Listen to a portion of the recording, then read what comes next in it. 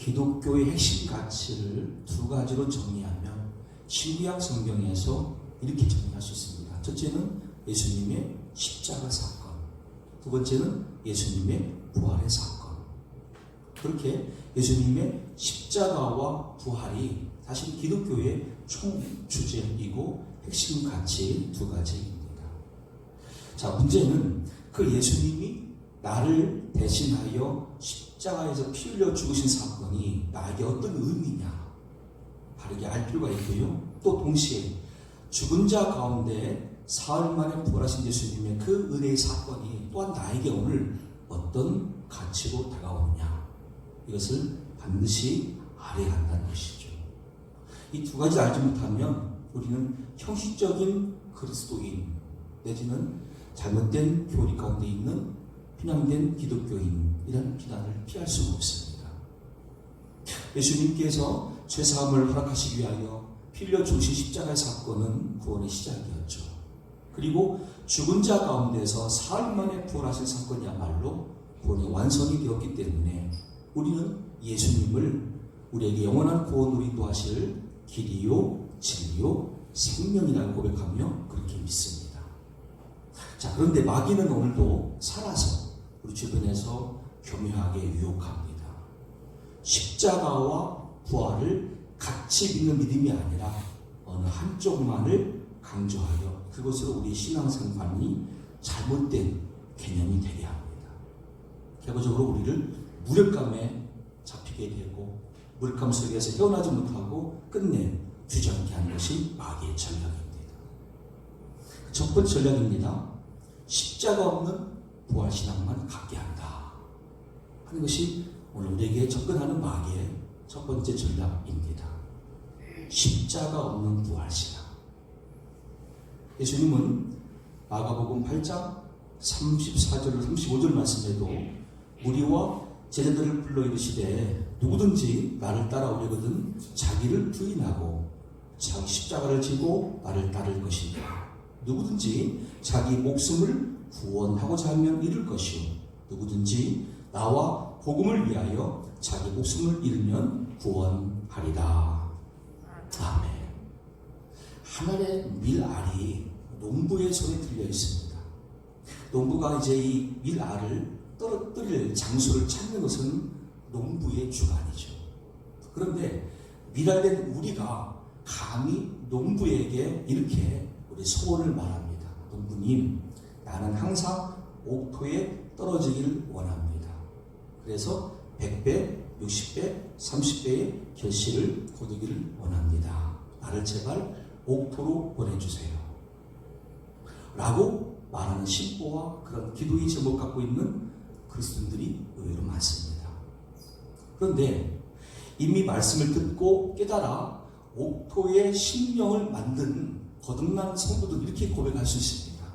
농부님, 저를 길가밭에 떨어뜨리든 돌짝밭에 떨어뜨리든 가시덤불에 떨어뜨리든 옥토에 떨어뜨리든 결국 나의 창조주 하나님에 의해서 내가 떨어진 그 자리가 내가 주어야 될 자리이며 뿌리를 내리며 생명을 튀어낼 자리임을 깨닫기에 난 어느 자리에서라도 하나님을 향하는 믿음으로 승리하기를 원합니다. 오직 나와 함께 주시옵소서.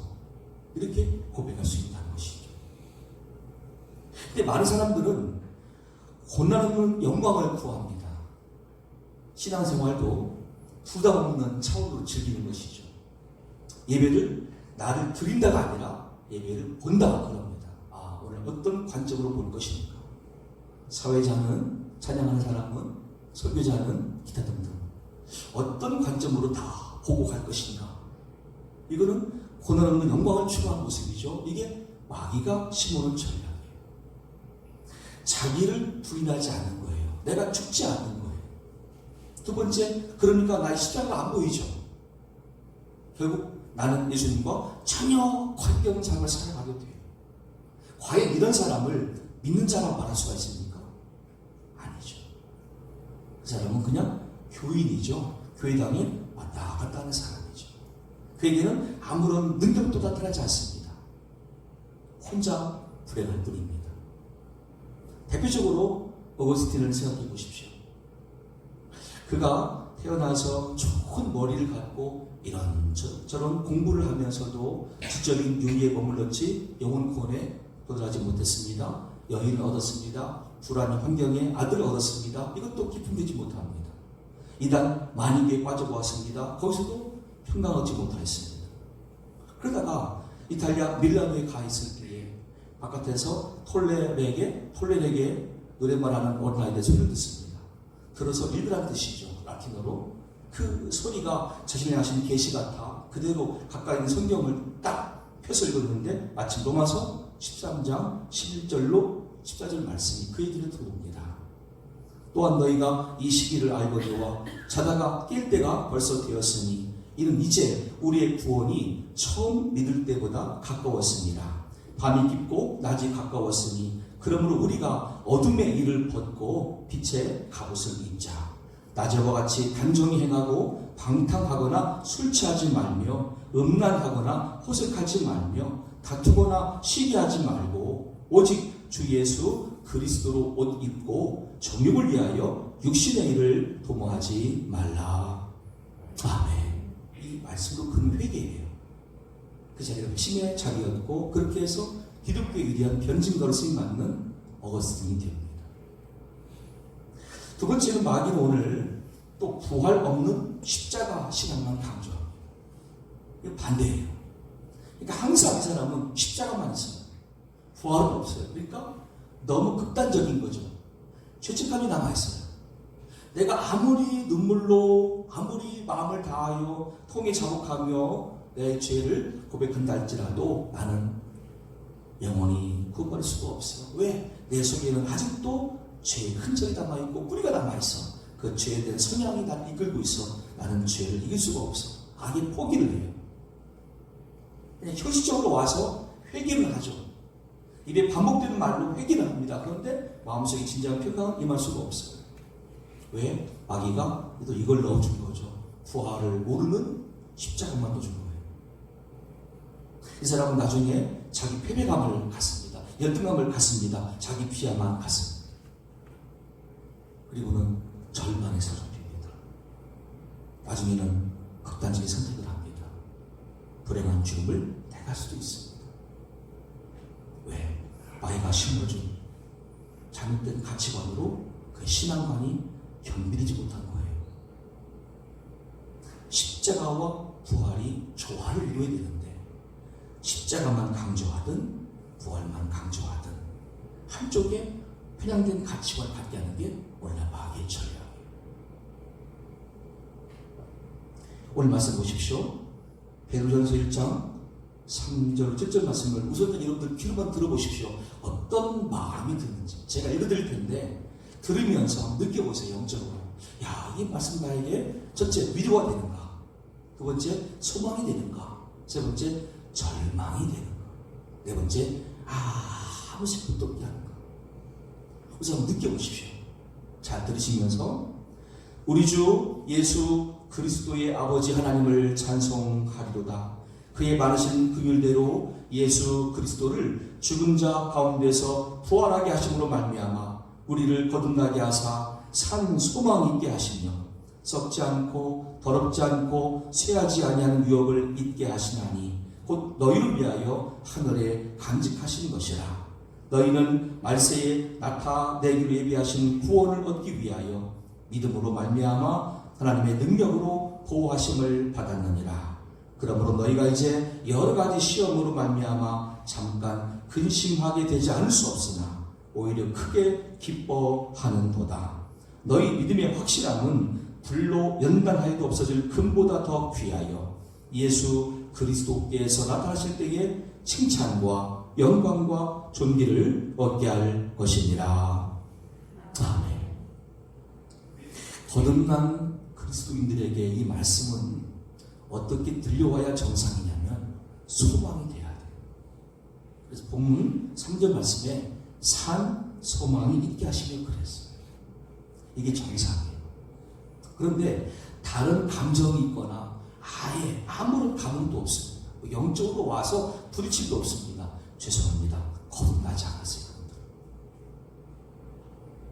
뭔가 한쪽에 치우쳐 있거나 아예 믿음이 없어요. 자, 그런 분들 계십니까? 잘 들어보십시오.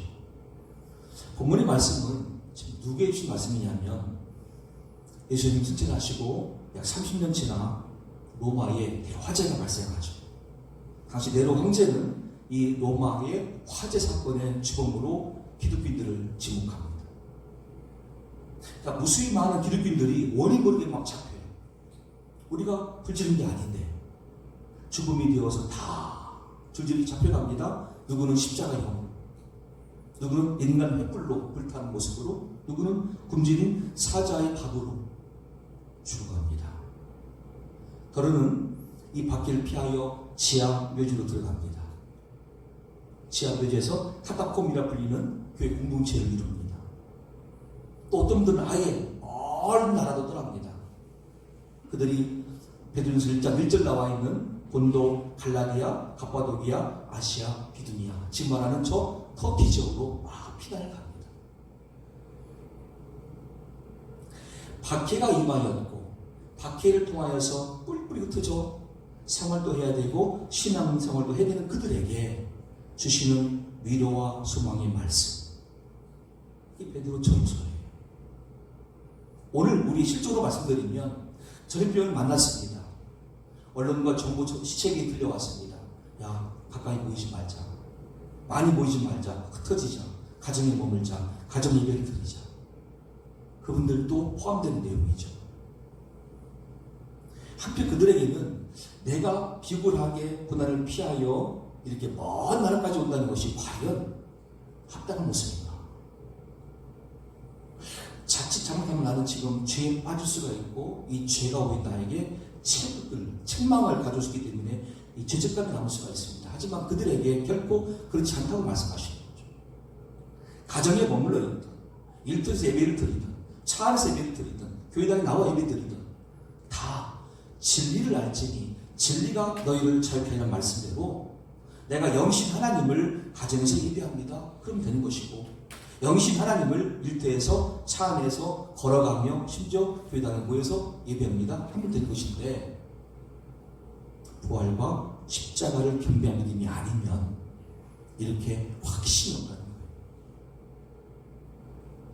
그렇게 되는 결과는 자기 혼자 무력감에 빠지게 되고 절망감에 빠지게 되고 심지어 그 죄책감이 자기를 눌러서 불행한 죽음을 갈 수도 있다는 것을 염두에 둔 상태로 이 말씀이 해석됩니다.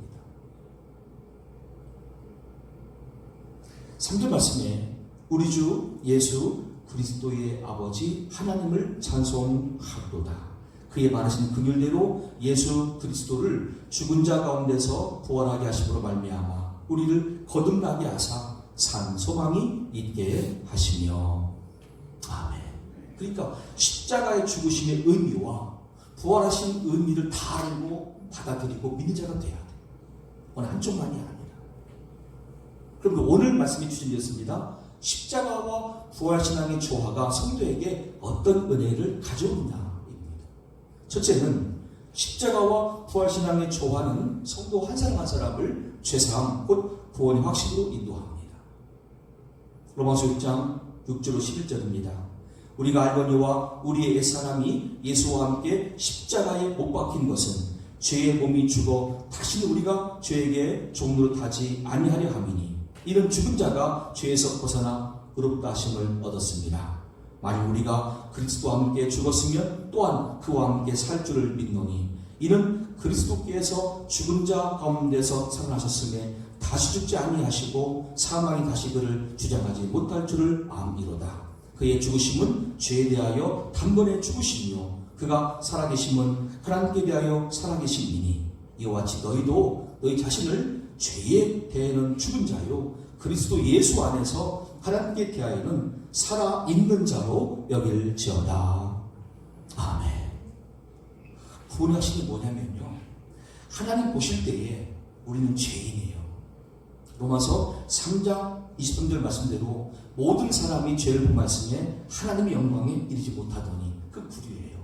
아담 이후로 모든 인류가 다 그렇습니다. 하지만 우리가 다른 면이 있습니다. 아버지 하나님 보실 때 저는 죄인이 맞습니다. 그런데요, 저는 나의 죄를 대신하여 십자가에서 피 흘려 죽으신 예수님을 그리스도로 믿습니다. 곧 지금 나는 죄인된 상태였으나 예수의 십자가의 피가 내 죄를 다 씻어주시고 가르신 상태에 있습니다. 아버지, 그럼 저를 어떻게 보시는지요? 이 상태를 말해요. 이게 구원의 확신이에요. 하나님은 그런 자리를 어떻게 말씀하십니까?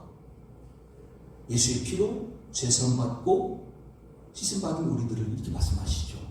내가 너희 죄를 간과한다 말씀하세요. 간과한다. 무슨 말씀입니까? 죄라는 걸 뻔히 아세요.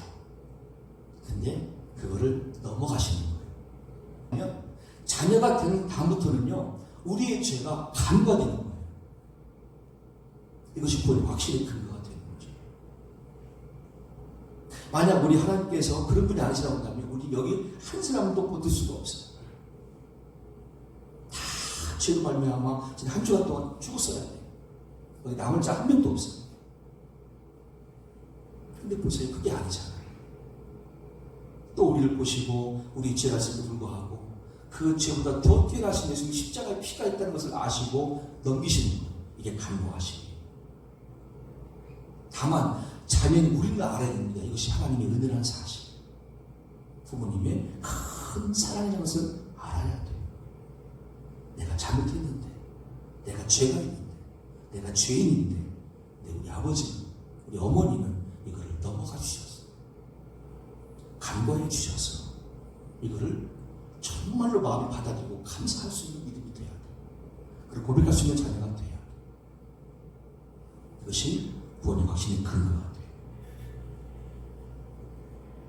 또한 두 번째로 십자가와 부활신앙에 좋아하는 우리 성도 한 사람 한 사람을 영원한 기업의 소망으로 인도합니다. 본문 4절입니다. 썩지 않고 더럽지 않고 쇠하지 아니하는 유업을 입게 하시나니 곧 너희를 위하여 하늘에 간직하신 것이라. 아멘. 우리의 존재됨이요, 이 땅에서 끝나는 인생이 아니라는 거예요. 예수의 피로 죄산 받고 거듭난 이후에 부활을 믿는 자가 되어서 이제 우리의 앞에 뭐가 있습니까? 본향이 주어져. 나의 진정한 시민권의 주체가 주어지는데 그게 하늘나라, 천국이라는 사실. 그러니까 나는 지금 이 땅에 존재하는 남은 삶을 살아가지만 나의 근본은 이제 대한민국 백성이 아니라는 거예요. 그 먼저는 하나님 백성이고 하늘나라 시민이라는 거예요. 우리가 이번 수요일날 투표를 합니다. 그때도 마찬가지예요. 제도권 안에서 살고 있는 나에게 허락되어진 최고의 기회이죠. 그럼 우리의 시각은 하나님과 지연에 매이면 안 돼요. 하나님의 시각이 돼야 돼요. 하나님의 백성들 나에게 지상에 대한민국에 살게 하시면서 이런 기회를 주셨다. 하나님, 어떤 후보를 내가 선택해야 좋겠습니다. 이 사람의 인간 됨됨이, 이 사람의 정책 등등 다 보시고 하나님께 기도하세요. 그리고 투표에 꼭 참여해 주세요. 왜? 그 다음에 우리가 그들이 만든 법안에 대해서 지지를 하거나 또 반대를 또 해줘야 돼요. 가능하면 반대가 없어야 되겠죠. 그 전에 기도가 필요해요. 자, 이렇게 내 출처인 하늘나라, 내가 가야 될 하나를 분명히 안다면 오늘의 시점에서, 오늘의 차례에서 낙심하지 않을 겁니다. 내가 이렇게 힘들게 살아도 끝은 하늘나라예요. 내가 남들에 의해서 실패자나 낙인받아도 나의 끝은 하늘나라야. 똑같아. 그러니까 당당한 자기 근지가 올라오죠. 이게 자존감이에요. 내가 어떤 자리에 있든지, 공부를 많이 한 사람이 자리에 있든지 못한 사람이 자리에 있든지 부자이든 가난하든 명예가 많든 적든 상관이 없어요. 같아요. 하늘나라가 본향이고 가야 될 목적지고 뒤에 자녀는 사실은 같기 때문에 이게 나의 영적 자존감이 되는 거예요. 또한 이것을 나의 모든 삶에 활용될 수가 있어요. 불행하게도 마귀는 이것을 편향되게 딱 한쪽으로만 알게 한다는 거죠. 그래서 오늘 설교의 주제인 십자가와 부활 신앙이 조화가 필요한 거예요. 양쪽을 다 알고 믿는 자가 돼야 돼요. 히브리서 10장 35절로 39절입니다. 그러므로 너희 담대함을 버리지 말라. 이것이 큰 상을 얻게 합니다. 너희에게 인내가 필요함은 너희가 하나님의 뜻을 행한 후에 약속하신 것을 받기 위함이라. 잠시 잠깐 오면 오실 이가 오시리니 지체하지 아니하시리라. 나의 의인은 믿음으로 말미암아 살리라. 또한 뒤로 물러가면 내 마음이 그를 기뻐하지 아니하리라 하셨느니라. 우리는 뒤로 물러가 멸망할 자가 아니요 오직 영혼을 구원함에 이르는 믿음을 가진 자니라. 아멘. 이렇게 내 마음속에 하나님의 그 주신 말씀에 대한 약속과 소망이 막 자리할 때 지금 내가 처한 가정 경제의 형편과 내가 경영할 사업자 형편 등등이 눈에 보인다 할지라도 염려가 안 돼요. 왜? 어차피 나의 주처는 하나님이잖아요. 곧 자녀가 만난 고난의 자리를 아버지 하나님이 외면하시겠어요? 아니잖아요. 오늘 내 자리를 찾아오셔서 먼저 말씀으로 위로하시는 하나님, 내 손을 딱 잡으시고 가장 어려운 때에 나를 딱 일으키시고 오히려 안아주사 그 자리를 인도케 하시는 하나님, 그 손길과 품을 켜가신 다음에 우리는 이 현재 고난도 넉넉히 이기게 될 줄로 믿습니다. 이게 믿음의 가치, 곧 십자가 부활을 함께 믿을 때 주시는 은혜인 거예요. 세 번째로 십자가와 부활신앙의 조화는 하나님의 능력으로 보호받는 은혜가 됩니다. 5절 말씀 보시면 너희는 말세에 나타내기로 예비하신 구원을 얻기 위하여 믿음으로 말미암아 하나님의 능력으로 보호하심을 받았느니라. 아멘. 우리를 보호하시는 근거는 하나님의 능력이래요. 그러니까 능력은 전체 모든 백성들 모두에게 해당되어지는 것이고 어느 한 나라, 어느 국한된 한 사람이 아닌 거예요. 믿는 자 모두예요. 그러니까 지금 전 세계 어느 나라에 어느 지점에 여러분들 자녀가 나가 있습니까? 걱정하지 마세요. 그들이 십자가와 부활을 믿는 자로 살아간다면 주님의 능력은 그곳에도 함께 하세요. 그들을 보호하시고 그들을 힘있게 하시고 그들을 승리케 하시는 모든 것은 하나님의 능력인 줄로 믿으시기를 축원합니다. 예수님은 요한복음 10장 20절 이하의 말씀에서 십자가 부활로 거듭난 우리에게 다음부터 약속의 말씀을 들려주셨습니다. 내 양은 내 음성을 들으며 나는 그들을 알며 그들은 나를 따르느니라. 내가 그들에게 영생을 주노니 영원히 멸망하지 아니할 것이요 또 그들을 내 손에서 빼앗을 자가 없느니라. 아멘. 거듭난 신자는 예수님의 양이란 신분과 동시에 음성을 듣는 자예요. 그러니까 음성 듣는 자는 뭐냐면 나의 주 예수님의 음성이기 때문에 결코 그 자리에 누군가를 대신 세우지 않는다는 뜻이죠. 야, 이건 누구의 말이야? 이건 누구의 업적이야? 누구의 공로야가 아니라 나의 주. 오직 예수님만 따르는 양의 모습이라는 거예요. 때문에 이제 이 관계에서는 성령 모독죄는 성될 수가 없어요. 해당이 안 돼요.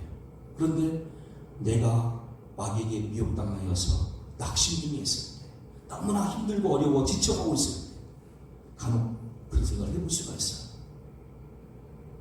그때 여러분 조심하십시오. 내가 성령 모독죄를 이겨내야지.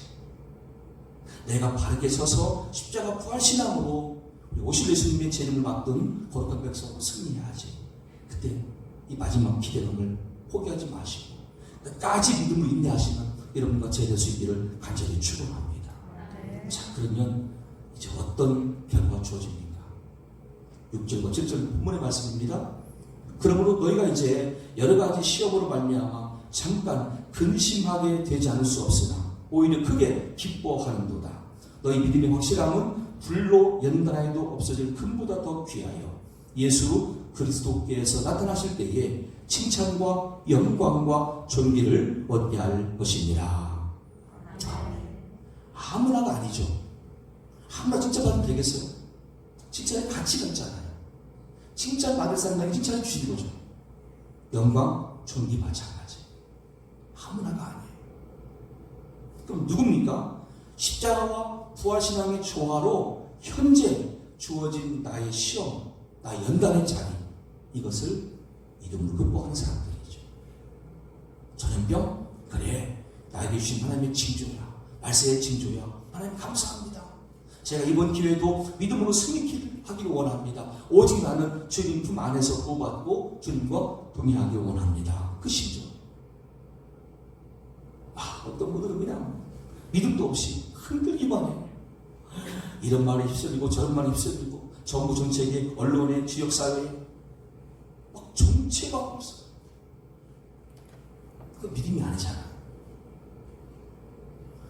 어떤 상황이고 어떤 말들이 남마다 할지라도 내 중심을 말씀으로 딱 두고 하나님, 이 말세의 징조가 우리나라 또 전 세계에 전염병으로 퍼지고 있는데 이때 저는 어떻게 승리하면 좋겠습니까? 저를 도와주시옵소서. 저에게 말씀해 주시옵소서. 날마다 이런 태도를 견지할 때 그에게 칭찬과 영광과 존귀가 주어진다는 뜻이에요. 아무나가 아니에요. 사람과 사람 사이에도 칭찬될 때 얼마나 기분 좋아요. 사람 사이에 많은 사람들이 존귀 여김받는다. 난 당신을 존경합니다. 얼마나 기분 좋은 말이에요. 근데 온 인류가 모인 자리에서 우리 주님이 특별히 우리에게 말씀하신다. 이 어려운 시기에 혼란과 인내의 시간들을 극복한 우리에게 주시는 칭찬 이거잖아요. 온 인류가 지켜봅니다. 내가 아무개에게 칭찬과 영광과 존귀함을 허락하노라 하신다는 거예요. 그 칭찬하는 자리에 나의 그동안의 모든 서로들이 막 다 폭발하겠죠. 주님은 아셨군요. 주님은 다 보셨군요. 나의 그 인내의 시간들, 고생의 시간들, 아픔의 시간들 다 아셨군요. 펑펑 오게 될 거예요. 누가 나를 알아요? 누가 내 속을 알아요? 누가 내 삶의 과정을 압니까? 아무도 몰라요. 또 안다 할지라도 오해하고 있거든요. 잘못된 편견 갖고 나를 대하는데 우리 주님은 다 알고 계세요. 말씀하세요. 아무개야 내가 너를 안다 말씀하세요.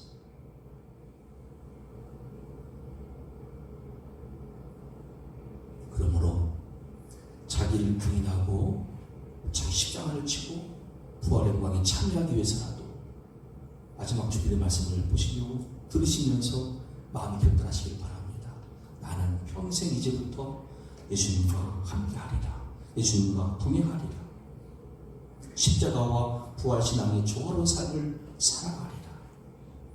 베드로전서 4장 12절로 14절입니다. 함께 보이시는 본문을 같이 읽습니다. 사랑하는 자들아, 너희를 연단하려고 오는 불시험을 이상한 일을 당하는 것 같이 이상히 여기지 말고 오히려 너희가 그리스도의 고난에 참여하는 것으로 즐거워하라. 이는 그의 영광을 나타냈을 때에 너희로 즐거워하고 기뻐하게 하려 함이라. 너희가 그리스도의 이름으로 시험을 당하면 복 있는 자로다. 영광의 영, 곧 하나님의 영이 너희 위에 계심이라. 아멘. 그렇게 끝까지 십자가와 부활신앙으로 조화로운 삶을 이루며 믿음의 승리를 경험하는 저와 두고 가족 모두가 될 수 있기를 예수님의 이름으로 간절히 축원합니다.